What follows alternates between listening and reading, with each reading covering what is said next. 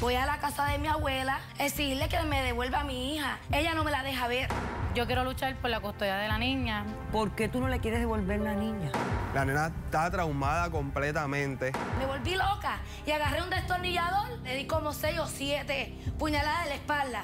Estuviste en este hospital psiquiátrico ¿cuánto tiempo, Miracle? Yo tengo una fascinación con los morenos. Que lo tienen más grande, que son mejor en la cama. ¿No Pero tienes ¿qué importa el tentación? color si yo tengo lo que tú necesitas? Oh, si tú tenías que yo necesito, nos estábamos aquí. Entonces me dice, yo tengo una crema. Una crema Sí. que te lo pone más grande.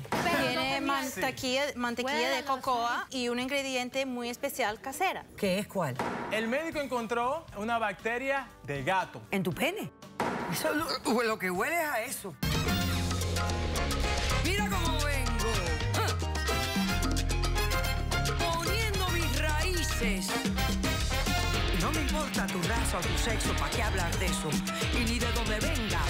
En el momento en que te haga falta y que tengas un problema y no veas el final del túnel, la luz que te alumbra y te ayuda a salir del dilema. Ese es mi lema. What's up, baby? Aquí siempre, aquí haciendo. No me importa tu raza ni tu sexo. Si tú estás triste y acongojado, en derechito a caso cerrado. Ay. En caso cerrado, problema arreglado. He dicho. Hay un refrán español que dice, el cariño de una madre es un caudal inagotable. Un cordial saludo y bienvenidos a Caso Cerrado. Vamos a recibir al primer caso de hoy. Señor director, ¿qué pasa en los litigantes?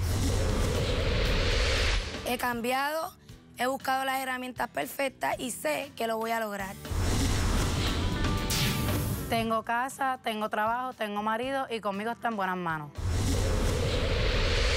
Buenas tardes, ¿cómo Buenas están? tardes. Buenas tardes. Miracle, te llamas Miracle, que es milagro. Bueno, pues tú eres la demandante, estás demandando a Alejandra. Dime quién es ella, por qué la demandas y qué le pides para resolver el caso. Buenas tardes, doctora Polo. Buenas tardes. Vengo a demandar a mi hermana y exigirle que me devuelva a mi hija. A tu hija, ¿qué edad tiene tu hija? 2 años. 2 años, ok. ¿Y por qué tu hermana tiene a tu hija? Pues le voy a explicar. Ok. Mi vida no ha sido fácil. Mi vida ha sido completamente de violencia.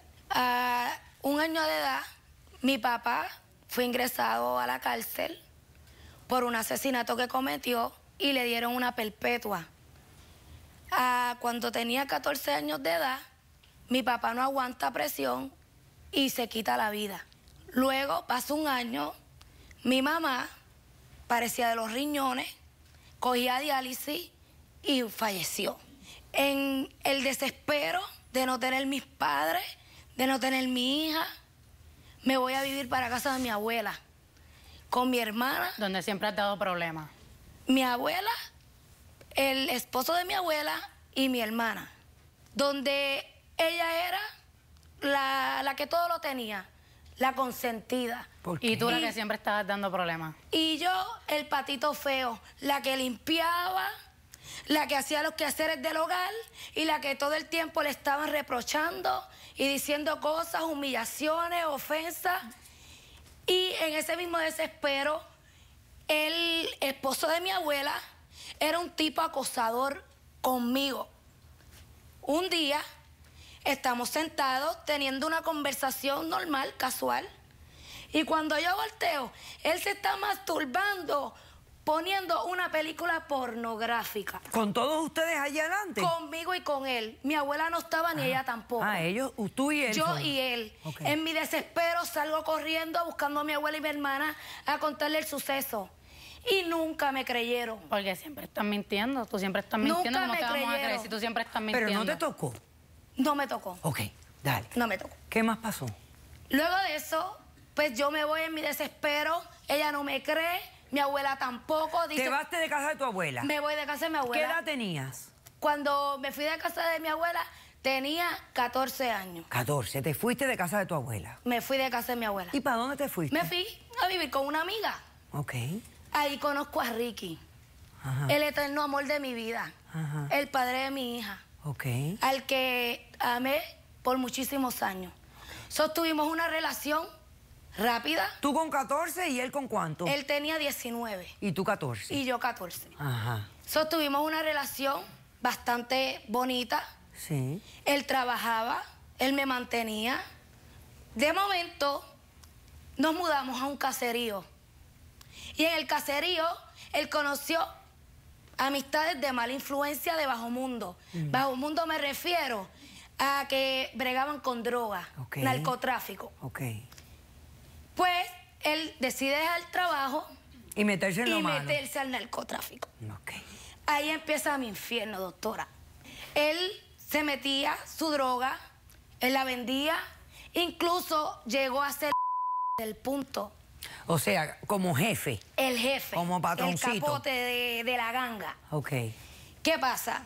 Que él cada vez que se metía su droga, que reaccionaba, él me golpeaba. Todo el tiempo, todo el tiempo, todo el tiempo. Un suceso detrás de otro, un suceso detrás de otro. Todos los días él me golpeaba porque él decía que yo era una coqueta. Cosa que no es verdad.